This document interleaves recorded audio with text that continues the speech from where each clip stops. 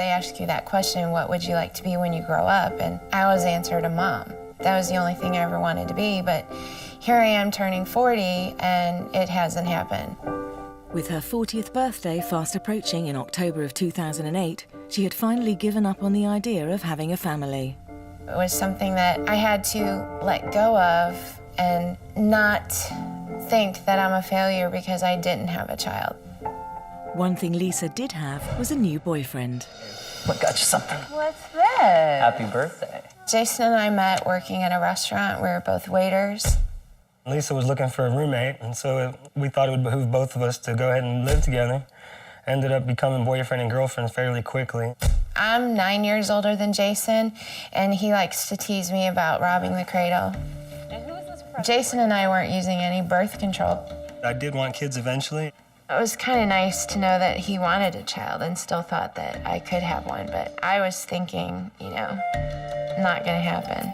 And they tell you how hard it is to get pregnant after 37. So I was in that accepting phase that I'm just not gonna have a baby. Instead of focusing on having children, Lisa put all her energy into a new career. I got a job teaching. I love interacting with the kids, but it's a lot of work, doing lesson plans, grading papers.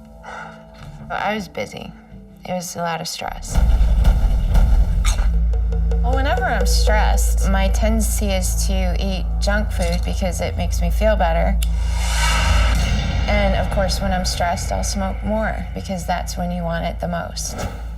The 40-year-old put on a few extra pounds. I've always had issues, you know, weight going up and down, and when I gain weight, it goes right to my stomach first. And by late November, Lisa realized she had missed a couple of periods. When it happened 2 months in a row, I decided, okay, I'm gonna take a pregnancy test. And then, of course, it comes back negative. And I'm like, oh, great, premenopause. Yay. You know, I wasn't really ready to enter menopause. That would just make me seem even older than I already am. But a few months later, Lisa finally got a pleasant surprise. It was about a week before Valentine's Day, and Jason came home from work, and he says, I want to marry you. Will you marry me? And I said, what? I love you. I'd been thinking about asking Lisa to marry me for a long time, and I came home and finally just popped and asked the question. I was like, Lisa, will you marry me? And I said, of course I will. And we were actually planning to do it in March because of spring break. It was a perfect time to do it.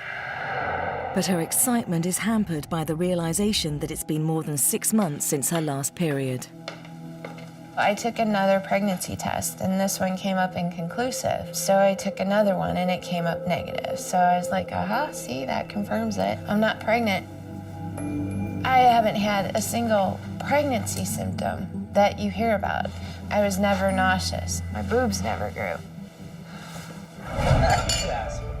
It's about time. In March, Lisa and Jason go to her parents' house for dinner.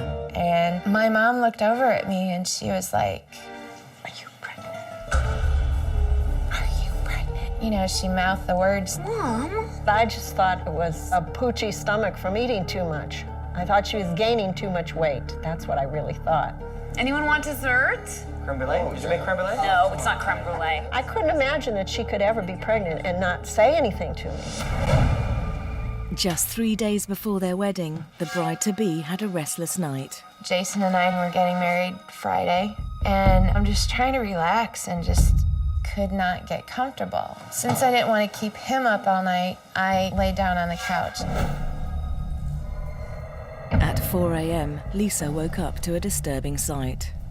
I feel something warm and hot between my legs, and it's blood.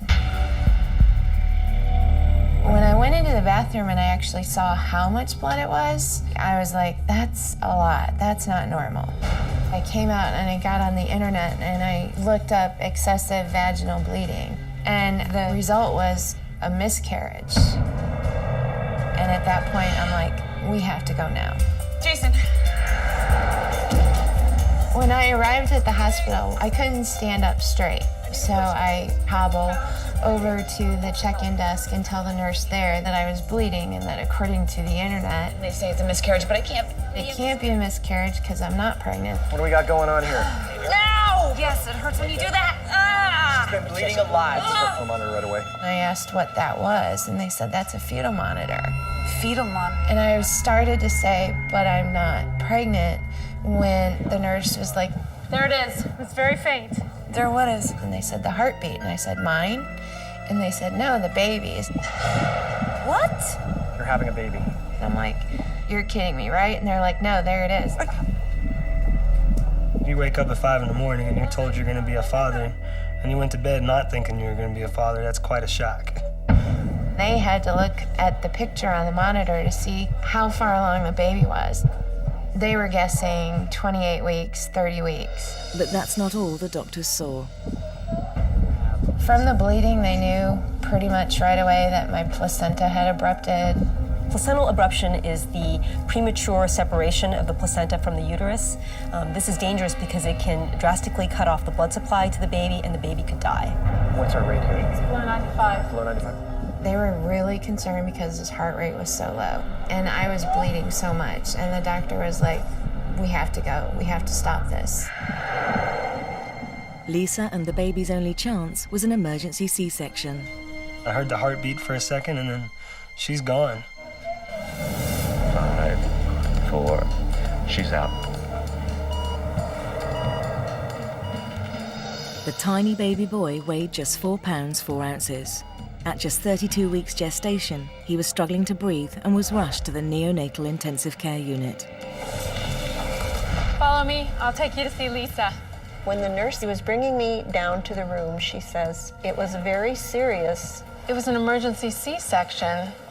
And I was, what? I thought, this has got to be some kind of a dream. Very realistic, but it's got to be a dream. The first time I saw Lisa, she was really groggy. I said, you just had a baby.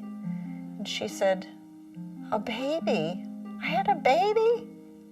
And I said, yes. She says, I'm too old. I can't have a baby. I saw the baby a couple hours after I woke up in recovery. It was overwhelming. I mean, he's so tiny. He had a tube in his nose, he had a tube down his throat. 8-week premature baby Josh would have to stay in the NICU until his lungs were fully developed.